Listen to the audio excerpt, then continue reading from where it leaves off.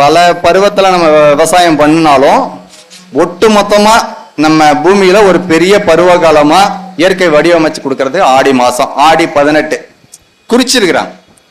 அதை நம்ம முன்னோர்கள் வந்து இதெல்லாம் ஆய்வு பண்ணி ஆடி 18 வந்துட்டா பூமிக்கு, நம்ம தமிழ்நாடு பூமிக்கு பருவ காலம் வந்துடுச்சு, விதைக்கலாம், எல்லாரும் விதைக்கலாம், எந்த விதையை வேணாலும் விதைக்கலாம். இது அதுன்னு இல்லை, மரம் செடி கொடி பூ நெல் மணிகள் அத்தனையும் விதைக்கலாம், எதையும் விட்டு வைக்க வேண்டாம், எல்லாத்தையும் விதைக்கலாம். அதனாலதான் திருமணமான ஆண் பெண் இருவரையும் பிரிச்சு வச்சிருவாங்க.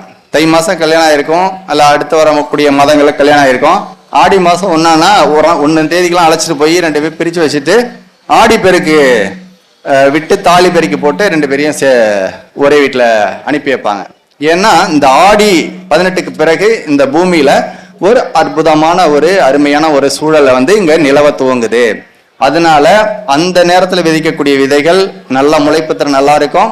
சூழல், அதாவது காற்று மண்டலம் வந்து நல்ல ஒரு இதமான சூழல் இருக்கும். அப்ப போடுற விதைகள் வந்து அற்புதமா முளைக்கும் அப்படின்ற ஒரு விஷயத்த நம்மவர்களும் நம் முன்னோர்களும் இதை அறிந்து வைத்ததுனாலதான் ஆடி 18ஆம் பேரை வந்து நம்ம கொண்டாடுறோம்.